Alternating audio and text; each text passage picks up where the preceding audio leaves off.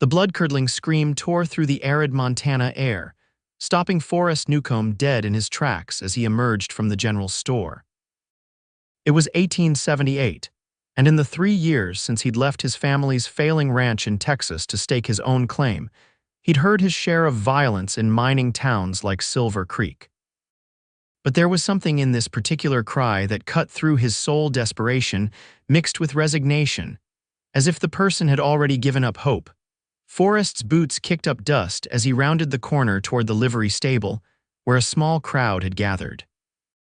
Some men wore expressions of discomfort, others of morbid fascination, a few were even laughing. The scene came into focus. A young woman with copper hair tied to a post, her calico dress torn at the back, exposing her bloodied skin. A burly man with a handlebar mustache stood behind her, a bullwhip coiled in his meaty hand.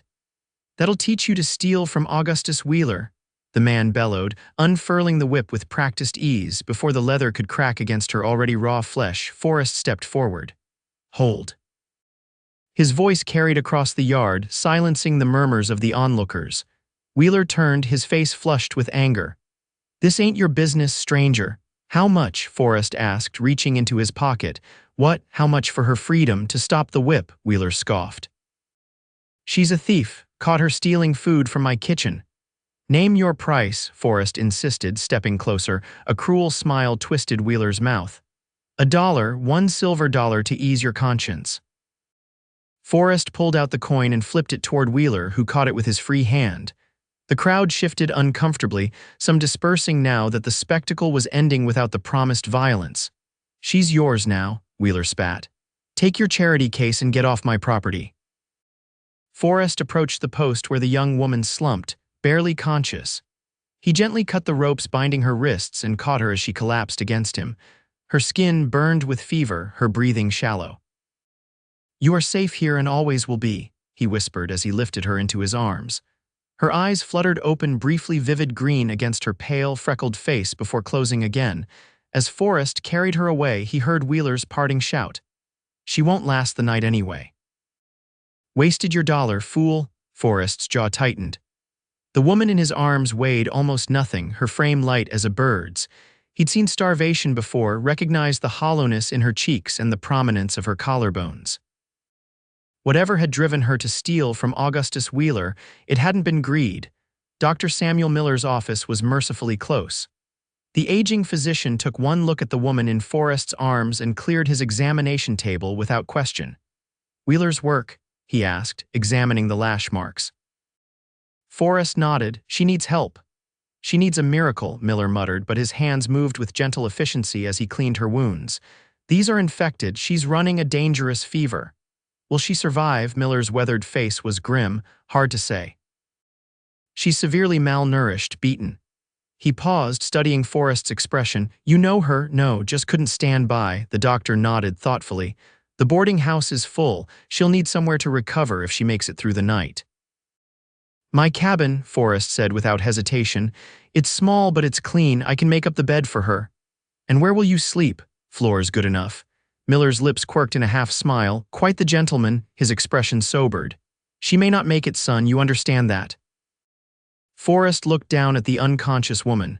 Something about her, perhaps the quiet dignity even in her broken state, had stirred something protective in him. "She'll fight, I can tell." The doctor finished bandaging her back. "What's your stake in this?" "No stake. Just seems like she could use someone on her side." "She certainly could." Miller handed Forrest a small bottle. "Laudanum, for when she wakes. The pain will be considerable." By the time Forrest had settled the woman in his cabin, a modest one-room structure at the edge of town, night had fallen. He'd made her as comfortable as possible in his bed, lit the stove to ward off the autumn chill, and pulled his single chair beside her to keep watch. In the flickering lamplight, he studied her face. Despite the bruising and pallor, he could see she was young, perhaps 22 or 23. Her hands, though dirty and scraped, showed signs of refinement. Not the hands of someone born to hardship, but someone who had fallen into it. It was well past midnight when she finally stirred, a soft moan escaping her cracked lips. "Water," Forrest whispered, helping her take small sips from a tin cup. Her eyes opened fully for the first time, confusion and fear evident in their green depths. "Where?" Her voice was barely audible. "My cabin. You're safe. My name is Forrest Newcomb." She tried to move and gasped at the pain. "Wheeler can't hurt you anymore. I paid him off." Tears filled her eyes. "Why would you do that for a stranger?" Forrest shrugged. "Seemed like the right thing to do." He offered her the laudanum. "For the pain, doctor's orders." She accepted it with trembling hands. "I'm Violet Hayes." "Rest now, Miss Hayes. We'll talk more when you're stronger." But she caught his sleeve as he moved to turn down the lamp. "Thank you," she whispered. "For the first time in months, I'm not afraid to close my eyes." Over the next week, Violet's fever broke, and her physical wounds began to heal. Forrest moved between tending his small claim, a promising silver vein he discovered the previous spring, and caring for his unexpected guest. He slept on a bedroll by the stove, gave her privacy when she needed it, and gradually learned her story through their evening conversations. She had come west with her father, a banker from Boston who had invested everything in a mining venture that proved worthless. When he died of pneumonia 6 months ago, she was left penniless in a land where a woman alone had few respectable options. "I tried working as a seamstress, then as a laundress," she explained one evening as they sat by the fire. "But the work dried up when the Barton mine closed. I hadn't eaten in 3 days when I snuck into Wheeler's kitchen." Forrest nodded, understanding all too well how quickly fortunes could change. "Wheeler owns half the businesses in town. He doesn't need to be so cruel." "Men like that don't need a reason," Violet said softly, "just an opportunity." As October gave way to November, Violet regained her strength. She insisted on contributing to the household, taking over cooking and mending Forrest's clothes. They fell into an easy rhythm, their conversations growing longer and more personal as trust developed between them. "You could have gone back east," Forrest remarked one evening as they shared a simple stew. "After your father passed." Violet's smile was tinged with sadness. "There's nothing left for me there. My mother died years ago, and our family name was ruined by father's failed investments." She stirred her stew thoughtfully. "Besides, despite everything, I've grown to love this land, the vastness of it, the possibility." Forrest understood exactly what she meant. "That's why I came west. In Texas, my future was predetermined. Work my father's struggling ranch until it finally failed. Here, a man can remake himself." "And a woman?" Violet asked, her eyes meeting his. Something shifted between them in that moment, an acknowledgement of feelings neither was ready to name. "A woman too," Forrest affirmed, "though the path is harder." The first snow came early that year, blanketing Silver Creek in white overnight. Forrest woke to find Violet at the window, watching the flakes dance in the gray dawn light. "It's beautiful," she breathed, her copper hair loose around her shoulders. "Like the world is being made new." Forrest stood beside her, acutely aware of her presence. The cabin suddenly seemed smaller, more intimate. "Violet," he began, uncertain how to express the feelings growing within him. She turned to him, her green eyes searching his face. "I should find my own place soon," she said softly. "I've imposed on your kindness long enough." "No," he said quickly. "That is you're welcome to stay as long as you wish. Your presence here is." He struggled to find the right words. "It makes this cabin feel like a home." A blush colored her cheeks. Forrest, a pounding at the door interrupted whatever she had been about to say. Forrest opened it to find Micah Jensen, owner of the assay office, standing there looking grim. "Wheeler's looking for your house guest," Jensen said without preamble. "Claims she stole more than food. Says she took a silver brooch that belonged to his late wife." Forrest's jaw tightened. "That's a lie." "Maybe so, but he's got the sheriff convinced. They're on their way here now." Violet had gone pale. "I took nothing but a loaf of bread and some dried meat, I swear it." Jensen nodded. "Wheeler's been drinking heavily since you humiliated him, Newcomb. Paying that dollar in front of the whole town stuck in his craw. He wants revenge." "What can we do?" Forrest asked, mind racing. "My sister runs a boarding house in Helena. I could take Miss Hayes there in my wagon." "We'd be gone before Wheeler arrives." Forrest looked at Violet, his heart heavy. "It might be best." "But what about you?" she asked. "Wheeler will be furious when he finds me gone."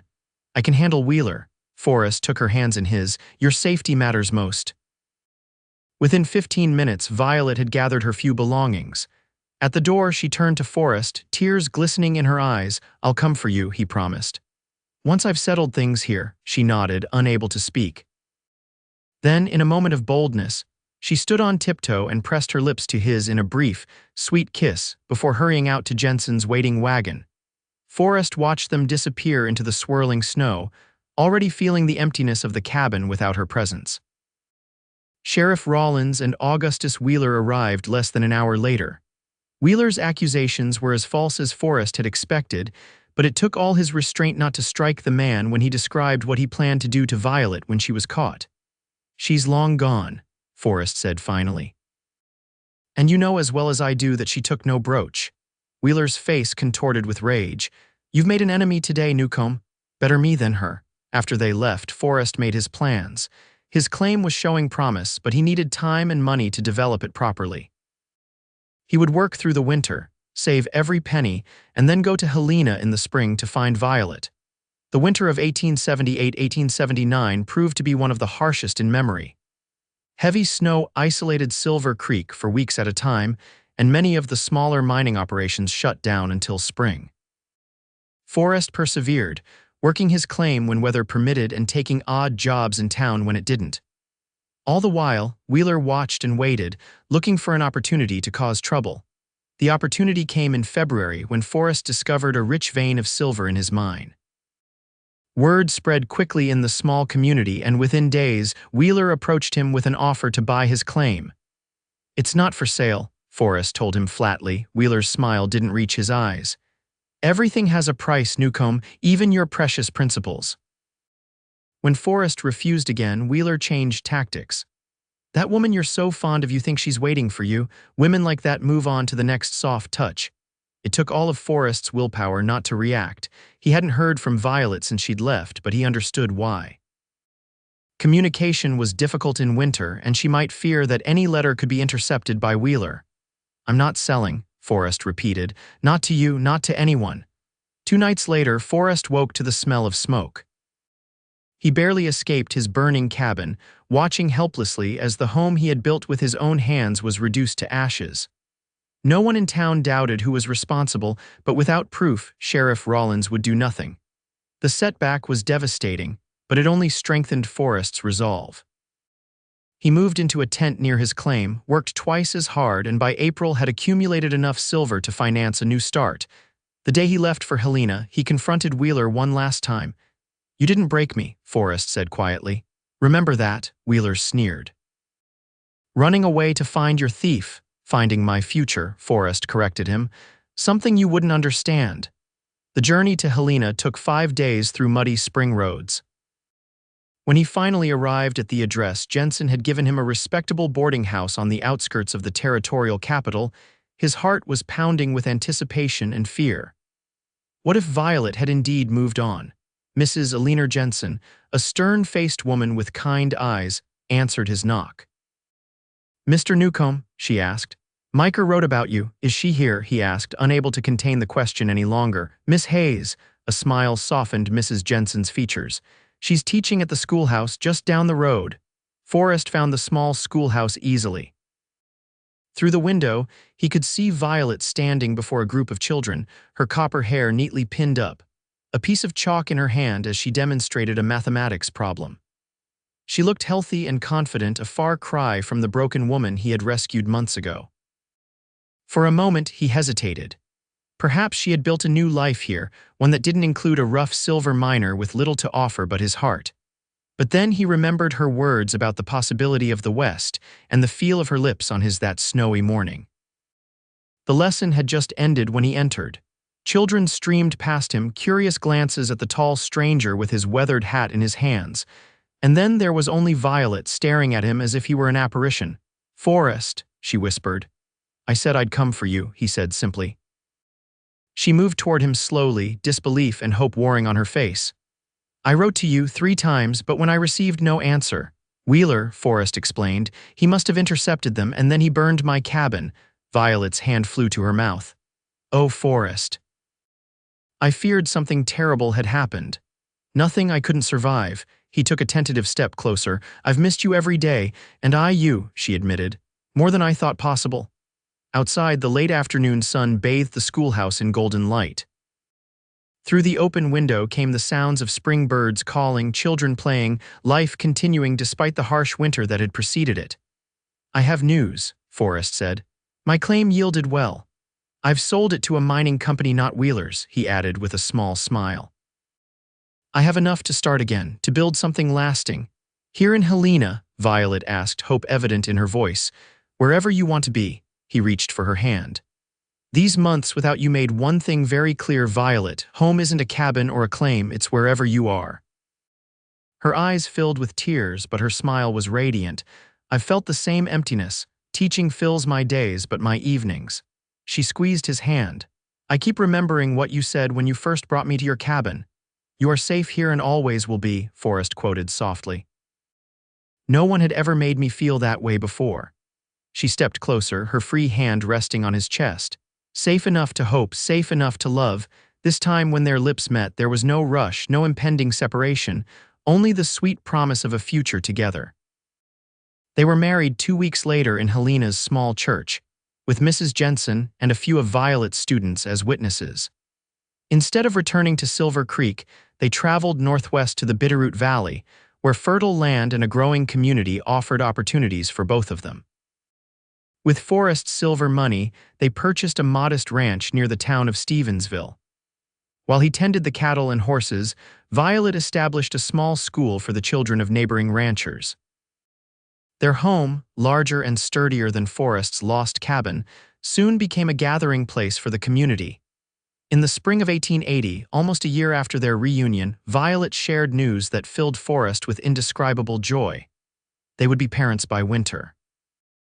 As her body changed with their growing child, Forrest marveled at how far they had both come from that terrible day in Silver Creek. Do you ever regret it? Violet asked one evening as they sat on their porch, watching the sunset paint the valley in hues of gold and purple. Spending that dollar. Forrest laughed, his hand resting on her rounded belly. Best investment I ever made. Their daughter, Eleanor Hope Newcomb, was born during the first snowfall of December 1880. She had her mother's copper hair and her father's steady blue eyes. As Forrest held his newborn child while Violet rested, he whispered the same promise he had made to her mother. You are safe here and always will be. Word reached them the following spring that Augustus Wheeler had finally overplayed his hand. He had attempted to swindle a visiting investor who turned out to be a federal marshal. Wheeler now resided in the territorial prison, his empire dismantled. Justice finds its way eventually, Violet observed when Forrest shared the news. Life in the valley settled into a peaceful rhythm. 2 years after Eleanor's birth, Violet gave birth to twins Thomas and James, and their home echoed with children's laughter.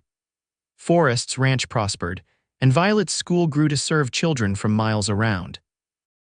In 1889, when Montana achieved statehood, Forrest was elected to serve on the 1st County Commission, a position of respect that would have seemed impossible to the young man who had left Texas with nothing but dreams. Violet, meanwhile, became known throughout the region for her dedication to education, particularly for girls who might otherwise be denied the opportunity. On their 15th wedding anniversary, as they walked along the river that bordered their property, Violet reflected on the journey that had brought them together. I was dying that day, she said quietly. Not just physically, my spirit was broken, Forrest nodded.